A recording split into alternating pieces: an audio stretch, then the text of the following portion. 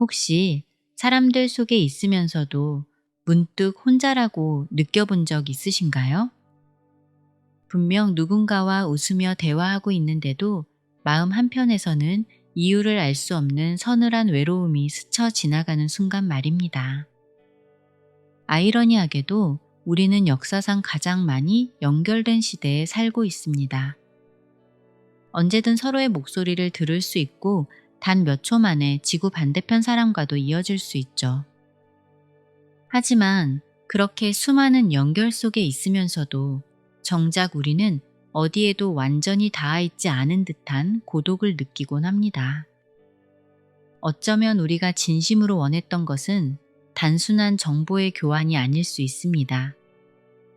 우리는 말하지 않아도 마음을 알아주길 바라고 짧은 눈빛만으로도 내 슬픔을 이해해 주길 원하는 겁니다. 결국 인간이 갈망하는 것은 연결 그 자체가 아니라 서로의 존재를 깊이 느끼는 진짜 공감인지도 모릅니다. 기술이 완벽해질수록 우리의 이 본능적인 갈망은 오히려 더 거세지고 있습니다. 도대체 무엇이 우리를 이토록 불안하게 만드는 것이며 우리는 이 연결의 바다 위에서 어떻게 해야 평온을 찾을 수 있을까요? 사람은 언제나 자신의 몸이 가진 한계를 뛰어넘고 싶어 했습니다. 발이 느려서 멀리 가지 못하면 바퀴를 발명했고 목소리가 닿지 않는 곳에 소리를 전하고 싶어서 전화를 만들었습니다. 눈으로 볼 수 없는 먼 곳을 보기 위해 화면을 만들어냈습니다. 이런 인류의 역사를 가만히 들여다보면 한 가지 명확한 사실을 발견하게 됩니다. 기술이라는 것은 결국 우리 몸의 연장선이라는 점입니다. 바퀴가 우리 발의 활동 범위를 넓혀주었다면 통신기술은 우리의 신경계를 지구 전체로 확장해 놓은 셈입니다. 그렇기에 지금 우리가 사용하는 스마트폰은 단순한 전자기기가 아닙니다. 그것은 우리의 주의력과 감정, 그리고 기억을 몸 밖으로 옮겨놓은 또 하나의 감각기관입니다. 과거에는 내 머릿속에 저장해야 했던 정보들이 이제는 손바닥 안의 기계 속에 담겨 있습니다. 우리의 기억력은 기계로 옮겨갔고 우리의 감정적인 반응 또한 실시간으로 공유되는 데이터가 되었습니다.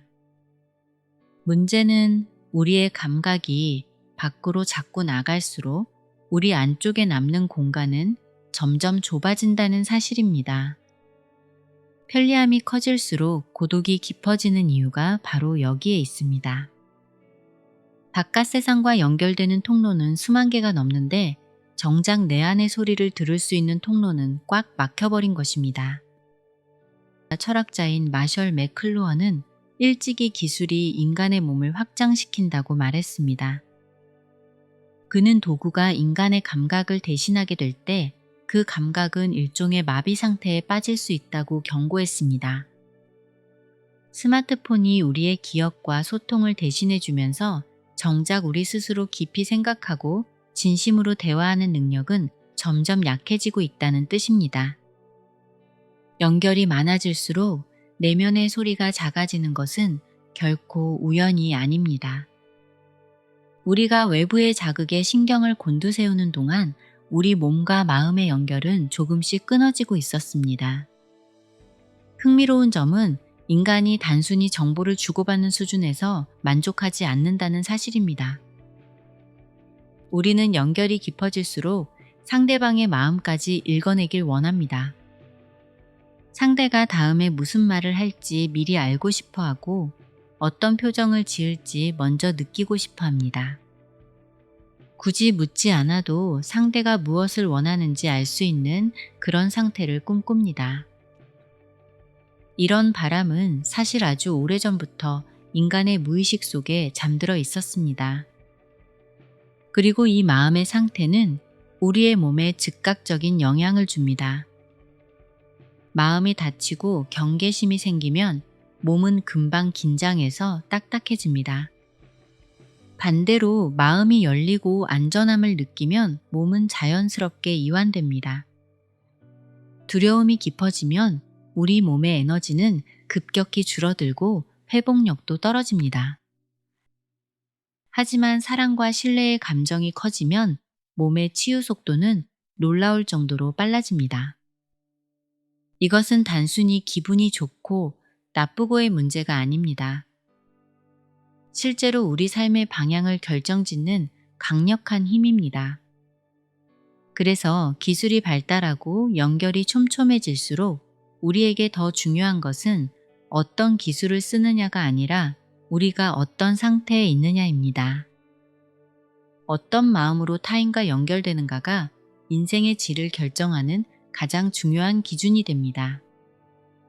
같은 연결이라도 두려움을 바탕으로 이어지면 그것은 금방 피로와 스트레스가 됩니다. 하지만 이해와 공감을 바탕으로 이어지면 그것은 서로에게 거대한 힘이 됩니다. 같은 관계 속에서도 끊임없이 남과 비교하며 이어지면 고통이 따르지만 있는 그대로를 인정하는 공감으로 이어지면 깊은 안정을 얻게 됩니다. 기술이 발달할수록 내 것과 내 것, 안과 박, 그리고 지금과 나중이라는 경계가 점점 흐릿해지고 있습니다. 그리고 이 경계가 무너질수록 사람들은 묘한 감정을 느끼기 시작합니다. 나와 타인의 구분이 예전처럼 단단하지 않은 상태에서 우리는 가끔 설명하기 어려운 경험을 합니다. 어떤 날은 이유도 없이 누군가의 슬픔이 내 것처럼 느껴지기도 하고 말 한마디 나누지 않았는데도 상대의 의도가 선명하게 전달되는 순간이 있습니다. 이것을 단순한 우연이나 착각이라고 넘기기에는 너무나 많은 사람이 비슷한 경험을 이야기하고 있습니다. 기술이 우리의 신경망을 밖으로 확장해 놓았기 때문에 우리는 이제 타인의 감정적 파동을 더 민감하게 받아들이는 환경에 놓여 있는지도 모릅니다. 세상은 더 편리해졌지만 사람들은 더 불안해합니다. 정보는 더 빨라졌는데 우리는 더 피곤합니다. 수천 명과 연결되어 있는데도 마음은 지독하게 외롭습니다. 이 거대한 모순은 우리에게 한 가지 질문을 던집니다. 과연 나는 어디까지가 나인가 하는 질문입니다. 내 생각은 도대체 어디서 시작되어 어디서 끝나는 것일까요? 타인과의 연결이 깊어지고 경계가 흐려질수록 우리는 이 질문을 피할 수 없게 됩니다. 그리고 이 질문의 끝에서 우리는 가장 피하고 싶지만 반드시 마주해야 할 주제인 죽음이라는 문제와 만나게 됩니다. 대부분의 사람에게 죽음은 모든 연결이 영원히 끊기는 공포의 순간처럼 보입니다.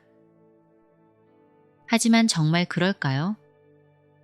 멀리 있는 사람과 빛의 속도로 연결되고 말하지 않아도 마음을 주고받는 이 놀라운 일들이 어쩌면 우리 안에 원래부터 있던 기능이라면 이야기는 달라집니다.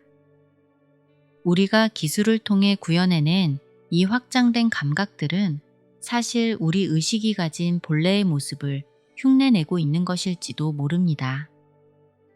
마음이 열릴 때 몸이 이완되고 사랑이 충만할 때 에너지가 살아나는 그 원리 속에 우리가 그토록 찾아 헤매던 삶과 죽음의 비밀이 숨겨져 있습니다.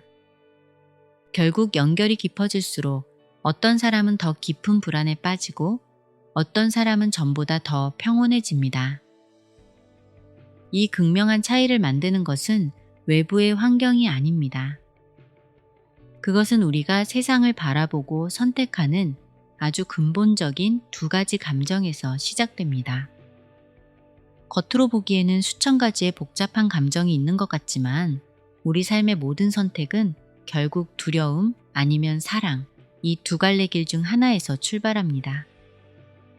우리가 내리는 아주 사소한 결정들조차 사실은 이 두 감정의 방향에 따라 전혀 다른 결과를 만들어냅니다. 두려움은 항상 무언가 부족하다는 생각에서 시작됩니다.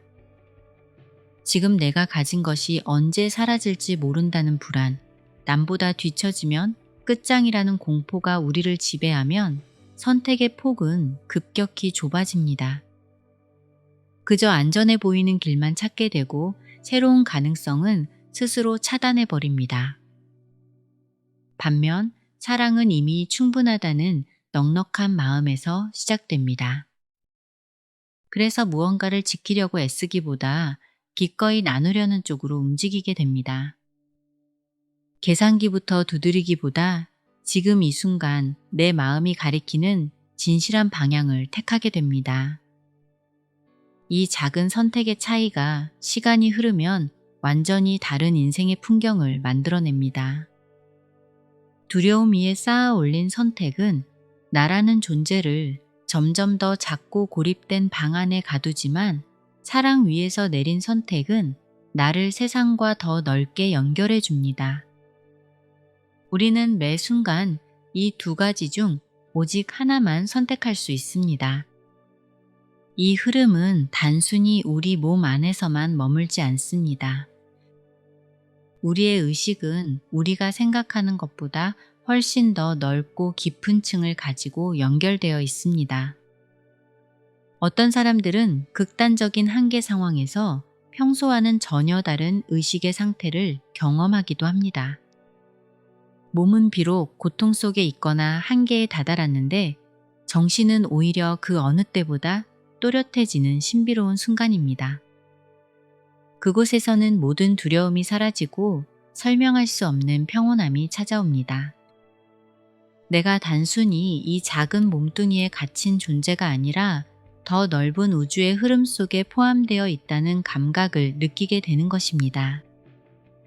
그 순간을 경험한 사람들은 더 이상 과거와 같은 방식으로 살지 않습니다. 이전에는 목숨 걸고 붙잡고 있던 명예나 재산이 더 이상 중요하게 느껴지지 않습니다. 대신 지금 이 순간 내가 누구를 사랑하고 어떤 마음으로 숨을 쉬고 있는지가 삶의 유일한 기준이 됩니다. 우리는 아주 어릴 때부터 특별하고 독특한 개인이 되어야 한다는 거대한 심리적 압박을 받으며 성장합니다. 현대 사회를 살아가는 우리 모두는 너만의 특별한 운명은 무엇이니라는 질문을 끊임없이 받습니다. 이런 질문들은 우리 안에 아주 강력한 자아의식을 심어줍니다. 그래서 우리는 각자가 우주의 중심이며 모든 일이 나를 중심으로 원을 그리며 일어난다고 믿게 됩니다. 우리가 망망대해 한복판에 떠있는 배 위에 서 있다고 상상해 보세요. 어느 방향을 보든 똑같이 멀리 보일 것이고 여러분은 정확히 그 세계의 중심에 서 있게 됩니다. 우주도 이와 같습니다. 모든 존재는 각자의 위치에서 우주의 중심입니다. 하지만 우리는 자신의 개별성에 너무 깊이 매몰된 나머지 그 아래에 흐르는 거대한 연결을 잊고 살아갑니다. 우리 한 명 한 명은 마치 우리 몸의 피부에 돋아있는 수많은 신경 말단과 같습니다. 각각의 신경은 외부 세계에서 정보를 받아들이며 저마다의 느낌을 전달하지만 결국 그것들은 하나의 몸이라는 전체적인 감각을 구성합니다. 만약 지구 밖에서 완전히 다른 생명체가 우리를 보러 온다면 그에게는 한국인이나 그리스인 같은 차이가 전혀 보이지 않을 것입니다. 그저 인간이라는 하나의 커다란 덩어리로 보일 뿐입니다. 여기서 우리는 네덜란드의 판화가 애셔의 그림을 떠올려 볼 필요가 있습니다. 무엇을 배경으로 보고 무엇을 전경으로 보느냐에 따라 그림은 완전히 달라집니다. 우리 삶도 이와 같습니다. 우리는 지금 당장 눈앞에 보이는 것, 즉 내가 중요하다고 선택한 전경에만 사로잡혀 있습니다. 하지만 그 배경에 무엇이 있는지는 보지 못합니다. 사람들은 흔히 숲을 보지 못하고 나무만 본다고 말하지만 사실 더 중요한 것은 나무와 나무 사이의 공간입니다. 화가들은 배경을 그리기 위해 배경을 칠하는 법을 배웁니다. 음악에서도 마찬가지입니다. 우리가 아름다운 멜로디를 들을 수 있는 이유는 음과 음 사이의 간격, 즉 침묵이 있기 때문입니다. 만약 사이의 간격을 듣지 못한다면 우리는 그저 소음만 듣게 될 뿐입니다. 음악의 목적은 곡의 마지막 마디에 도달하는 것이 아닙니다. 만약 그렇다면 가장 빨리 연주하는 사람이 가장 훌륭한 연주가일 것이고 마지막 화음만 치면 그만일 것입니다. 하지만 음악은 연주가 흐르는 동안의 소리와 리듬 그 자체가 목적입니다. 우리 인생도 이와 같습니다. 목적지에 도착하기 위해 타야 하는 기차가 아니라 그저 흐르는 노래이며 몸짓입니다. 우리는 평생을 무언가를 위해 앞만 보고 달려갑니다. 유치원 때는 초등학교에 가기 위해, 대학에 가면 또 취업이라는 사다리를 오르기 위해 노력합니다. 그렇게 계단을 오르고 또 오르다 보면 어느덧 중년의 나이가 됩니다. 그때 우리는 깨닫습니다. 내가 도착한 이곳이 생각보다 별거 아니라는 사실을 말입니다. 이것은 우리가 항상 내가 있지 않은 곳, 즉 미래만을 위해 살아왔기 때문입니다. 미래를 계획하는 것은 분명 유용한 능력이지만 막상 그 미래가 현재가 되었을 때 정작 그곳에 당신이 존재하지 않는다면 아무런 의미가 없습니다. 지금 이 순간을 온전히 살아낼 수 없다면 당신은 결코 진정으로 살아있다고 말할 수 없습니다. 우리는 흔히 내가 이 세상에 던져진 이방인이라고 생각합니다. 하지만 냉정하게 따져본다면 세상 그 어떤 안쪽이 바깥쪽 없이 존재할 수 있을까요? 안이 있으려면 반드시 밖이 있어야 하고 밖이 있어야 안이 존재할 수 있습니다. 이 둘은 서로 다르게 보이지만 사실은 떼려야 뗄 수 없는 하나의 사건입니다. 마치 동전의 앞면과 뒷면처럼 말입니다.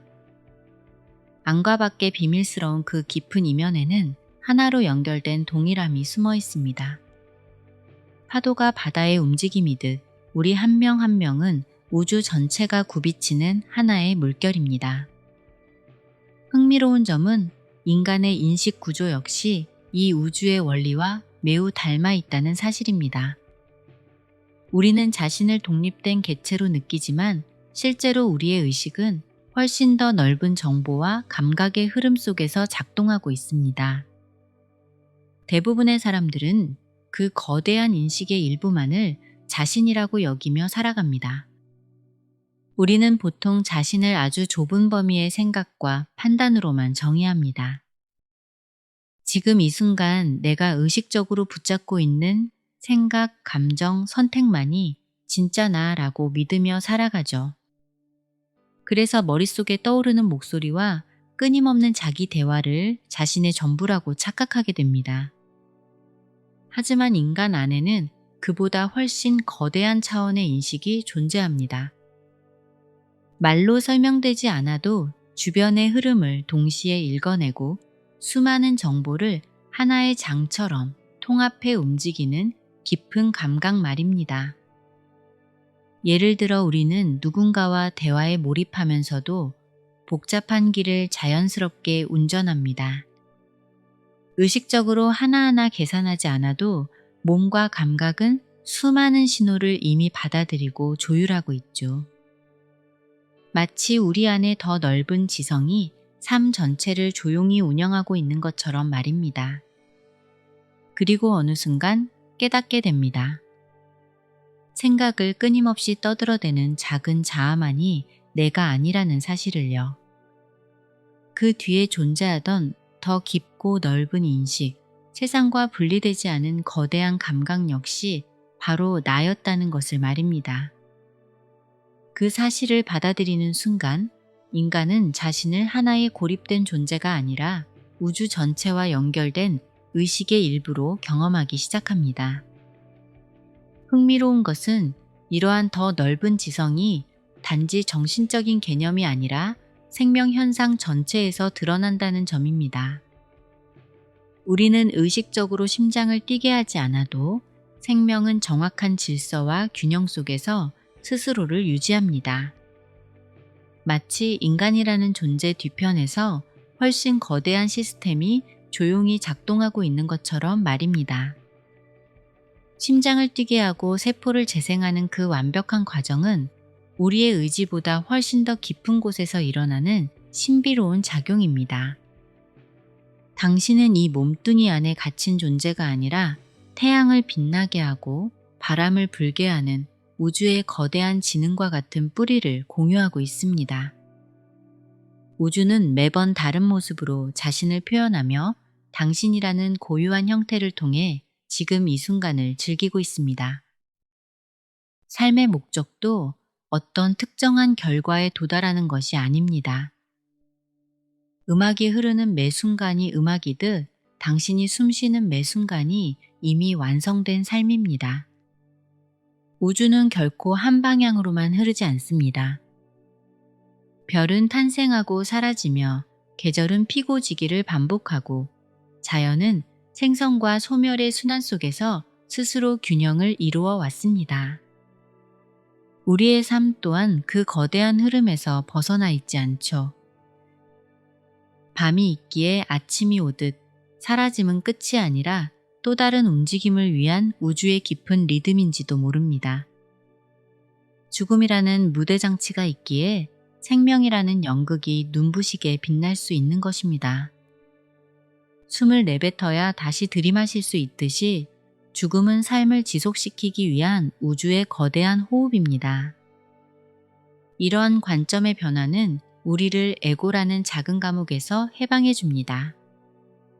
현대의 기술과 과학, 그리고 오래된 철학들은 하나의 흥미로운 방향을 가리키고 있습니다. 우리는 생각보다 훨씬 깊게 서로 연결되어 있다는 사실입니다.